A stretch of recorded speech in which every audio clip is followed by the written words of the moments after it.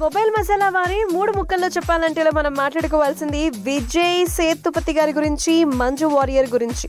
నేను మాట్లాడుతుంది విడుదల గురించి. మహారాజా విజయంతో జోరు మీద ఉన్నటువంటి నటుడు విజయ్ సేతుపతి ఇప్పుడు ఆయన నుంచి వచ్చినటువంటి కొత్త సినిమా విడుదల పార్ట్ 2 గతంలో వచ్చినటువంటి పార్ట్ 1కి సీక్వెల్ గా వెట్రిమారన్ తెరకెక్కించారనమాట. కథలోకి వెళ్ళిపోతే మొదటి మాట కథ ఏమిటి? కానిస్టేబుల్ కుమరేసన్ ఇచ్చినటువంటి క్లూతో ప్రజాదళం నాయకుడు నక్సల్ పెరుమాల్ అలియాస్ మాస్టర్ ని పోలీసులు అరెస్ట్ చేయడంతో విడుదల 1 ముగించారు.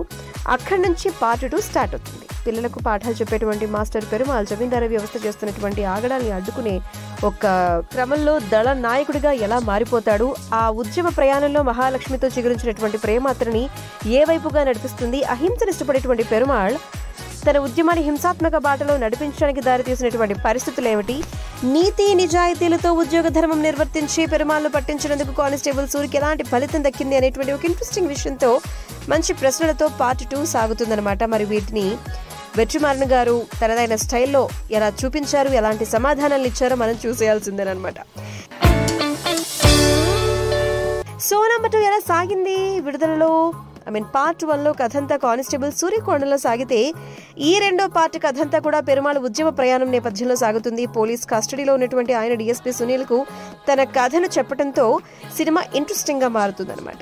అప్పట్లో జమీందారీ వ్యవస్థ అనగానటువంటి వర్గాల్ని ఎలా దోచుకుంది, ఎలాంటి అకృత్యాలకు పాల్పడింది, అటువంటిది కరప్పన్ అనేటువంటి కుర్రాడి ఎపిసోడ్తో మనం కళ్ళకు కట్టినట్టుగా చూసేయచ్చు అనమాట. వెట్రిమారన్ గారు అంత అద్భుతంగా చూపించారు. పిల్లలకు పాఠాలు చెప్పేటువంటి మాస్టర్గా ఉన్న పెరుమాళ్లు ఉద్యమం వైపు అడుగులు వేయించేలా చేసినటువంటి ఎపిసోడ్ అనమాట. ఇది ఆద్యంతం కూడా రోమాంచితంగా సాగుతూనే ఉంటుంది, అక్కడక్కడ హృదయాల్ని బరువెక్కిస్తుంది కూడా. సో నాయకుడు కేకే రాజకీయ తరగతుల వల్ల పెరుమాళ్ ఉద్యమం వైపు ఆకర్షితుడు అవ్వటం, చక్కెర కర్మాగారంలో కార్మికుడి హత్య కేసు విషయంలో అక్కడి కార్మికులందరితో కలిసి పోరాటం చేయటం, ఈ ప్రయాణంలో మహాలక్ష్మితో ఏర్పడినటువంటి పరిచయం కాస్త ప్రేమగా మారటం, ఇలా కథను నెమ్మదిగా ముందుకు తీసుకుని వెళ్ళాడు డైరెక్టర్. కమ్యూనిస్టు ఉద్యమాలు ఎలా మొదలవుతాయి, వాటి పంథా సిద్ధాంతం ఏం చెబుతుంది, ఈ ఉద్యమ ప్రయాణంలో కుటుంబాన్ని పడంగా పెట్టి ఉద్యమకారులు చేసేటువంటి పోరాటాల్ని చాలా లోతుగా వాస్తవికంగా చూపించే ప్రయత్నాన్ని వెట్రిమారన్ గారు చేశారని చెప్పాలన్నమాట. ఇక రైల్వే బ్రిడ్జ్ బ్లాస్టింగ్ ఎపిసోడ్ అయితే గనక పోలీసు వ్యవస్థలోని లోపాలని, తమ స్వలాభాల కోసం ప్రభుత్వాధికారులు సామాన్యులను ఎలా బలిపశువులను చేస్తున్నారు అనేటువంటి విషయం, దాంట్లో ప్రజా పోరాట దళాల్ని ఎలా ఇరుకిస్తున్నారు అనేటువంటి దాన్ని చాలా చక్కగా చూపించడం జరిగింది.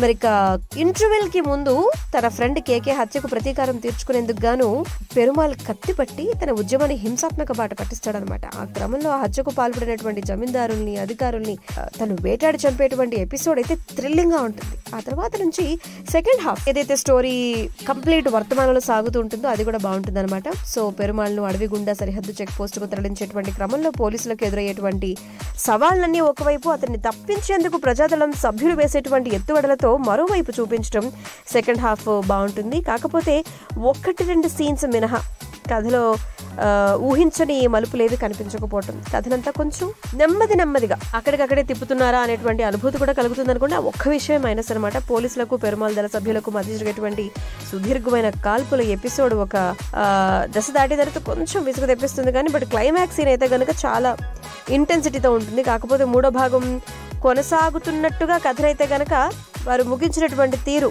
కొంచెం ఓకే అనిపిస్తుంది.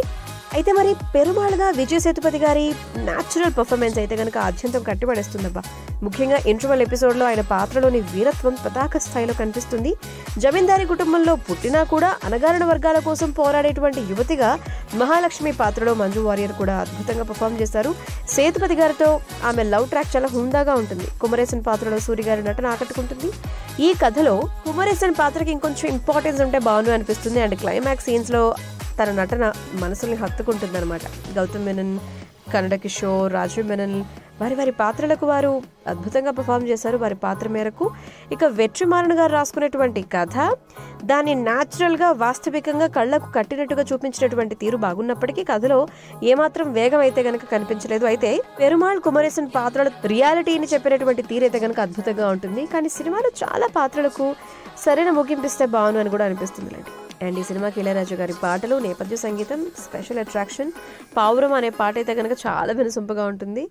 వేల్ రాజ్ విజువల్స్ సినిమాకి ఎక్స్ట్రా బలాన్ని ఇచ్చేసాయని చెప్పాలి. అండ్ ఉన్నతంగా ప్రొడక్షన్ వాల్యూస్ కూడా ఉన్నాయి కాబట్టి అద్భుతమైనటువంటిది అనమాట. సో విడుదల 2ని మిస్ కాకండి. విజయ్ సేతుపతి గారి పర్ఫార్మెన్స్ కానీ, కథలోని సహజత్వం కానీ, ఫస్ట్ హాఫ్ అలాగే క్లైమాక్స్ సీన్స్, ముఖ్యంగా ప్రీ ఇంటర్వెల్ సీన్ అయితే కనుక ఖచ్చితంగా అందరికీ నచ్చేస్తుంది.